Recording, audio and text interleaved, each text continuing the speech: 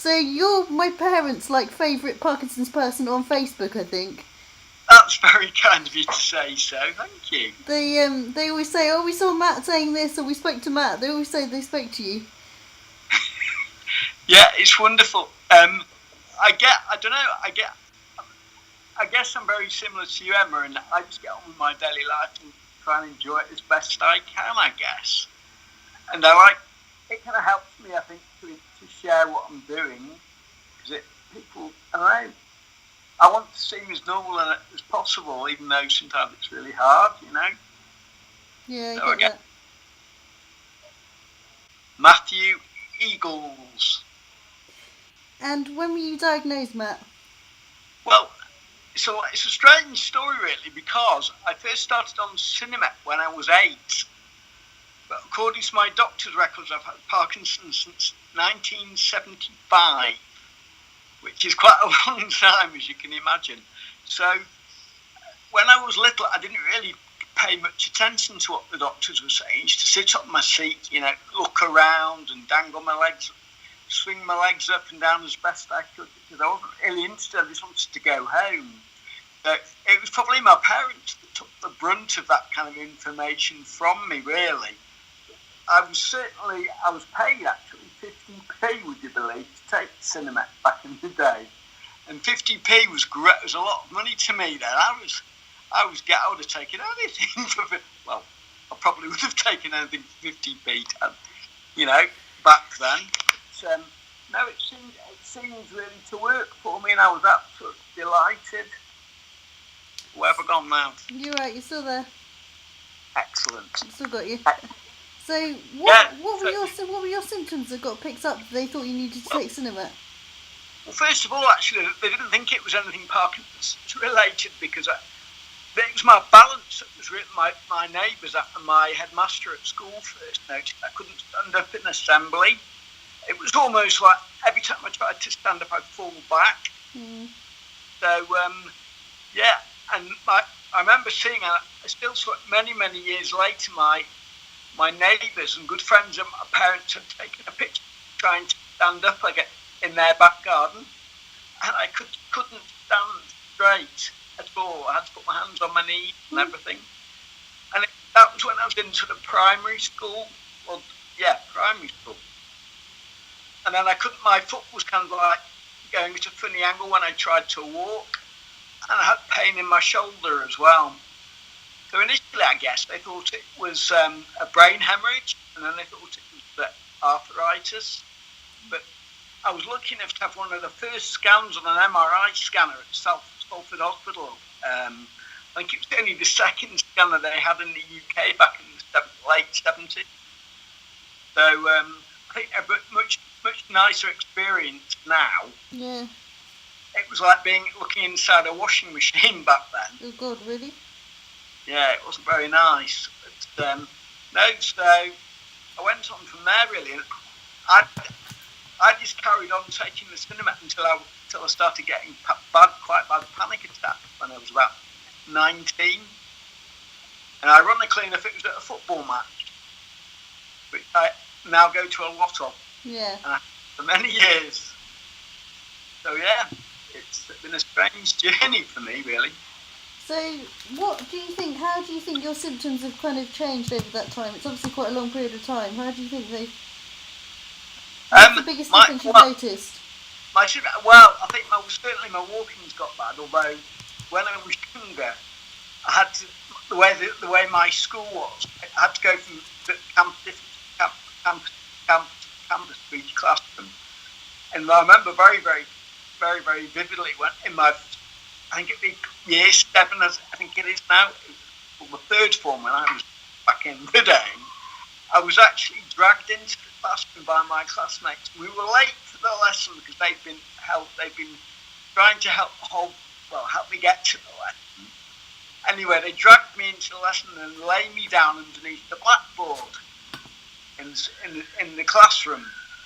And my teacher wouldn't let me up off the floor the whole lesson because she thought I'd be better off lying on the floor than actually sitting in a seat going to get better, which is a bit bizarre, really. And it's something I'll never forget. As I won't forget being called dead legs by my Latin teacher. Dead legs. But I don't know why, I was quite good at Latin. You know, I tried to call me Devins. Yeah, I think I've been very lucky actually, Emma, because I've grown up with Parkinson's. My body's kind of adapted to the rigours of it. I've grown up, my muscles have developed, so I've got very strong arms and shoulders and back muscles from trying to move my whole body weight around, turn myself over in bed, and basically try and hold myself up or cling to anything. I've got strong hands as well, really strong grip. So I guess I'm very lucky, really, that I'm in that situation now. Although my body's declining now, I'm getting over the hill into middle age. We can need to gym it up a bit, really. Gym it up. So you seem to be really kind of doing a lot of really interesting stuff around sort of talking about having deep brain stimulation and stuff like that. There seems to be kind of quite a lot of interest in that. Yeah, it's now 11 years since I had DBS, and I was recommended it by somebody who you know, he's now a professor actually, although it took him a while to change it on his letterhead, but Professor Maltini, lovely guy, and he suggested that I might be suitable for it, and I have so much trust in the guy, it's unbelievable. I would consider him a personal friend as well. He suggested it would help me because I was going through all sorts of peaks and troughs, and I was going from being really okay to really bad to being so disconnected and through on about 24 tablets a day. And he thought it was great, and it kind of worked for me. No, it's been really good. I've been really pleased with it, and it's made the difference really. And I'll be dead honest with you, because it made a difference between me actually having to fall out of bed and weeing in a pot by the side of my bed, being actually able to go and get up and make my way to the bathroom and then go to use the bathroom properly as it should be. And that to me is my dignity in it, and it's a big thing in my life. It's the one thing that Parkinson seems to try and strip away is the dignity, and it's just anything you can do to get that back is just so important, I think, isn't it? Very much so, yeah. I mean, there's a lot that isn't talked to, and I'm a big believer in honesty when I do my presentations.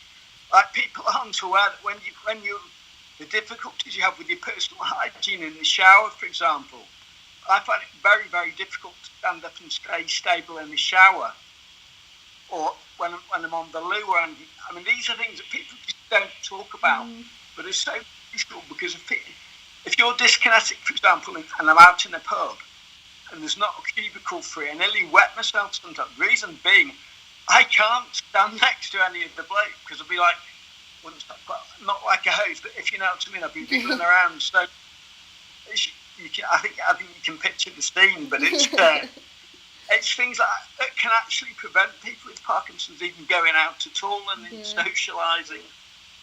I used to go out to a pub regularly, and it was an in-joke really. If ever I went into the gents, people would leave and say, "I'm not standing next to you." And that's because they'd seen me twitching before I came in, and they didn't want me to wee down.